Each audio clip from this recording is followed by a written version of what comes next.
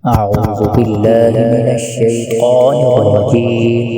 بسم الله الرحمن الرحيم. ولقد أخذ الله ميثاق بني إسرائيل وبعثنا منهم 12 نقيبا وقال الله إني معكم لئن أقمتم الصلاة وآتيتم الزكاة وآمنتم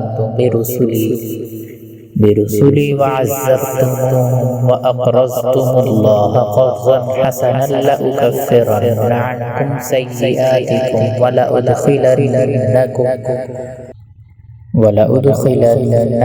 جنات تجري من تحتها الأنهار فمن كفر بعد ذلك منكم فقد ضل سواء السبيل. فبما نقضهم ميثاقهم لعناهم وجعلنا قلوبهم قاسية يحرفون الكلم عن مواضعه ونسوا حظا مما ذكروا به ولا تزال تطلع على خائنة منهم إلا قليلا منهم فاعف عنهم واصفح إن الله يحب المحسنين.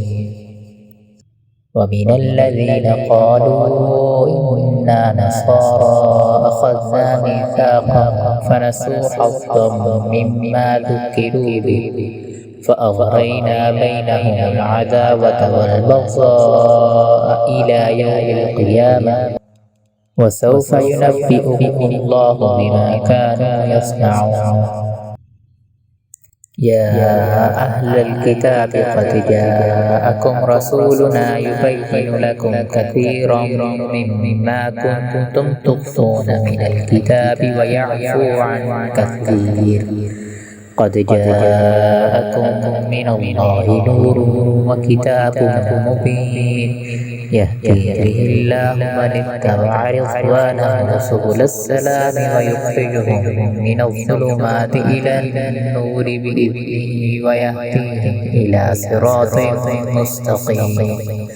لقد كفر الذين قالوا إن الله هو المسيح ابن مريم قل فمن يملك من الله شيئا إن أراد أن يهلك المسيح ابن مريم وأمه ومن في الأرض جميعا ولله ملك السماوات والأرض وما بينهما يخلق ما يشاء والله على كل شيء قدير. وقالت اليهود والنصارى نحن أبناء الله وأحباؤه قل فلم يعذبكم بذنوبكم بل أنتم بشر ممن خلق يغفر لمن يشاء ويعذب من يشاء ولله ملك السماوات والأرض وما بينهما وإليه المصير. يا أهل الكتاب قد جاءكم رسولنا يبين لكم على فترة من الرسل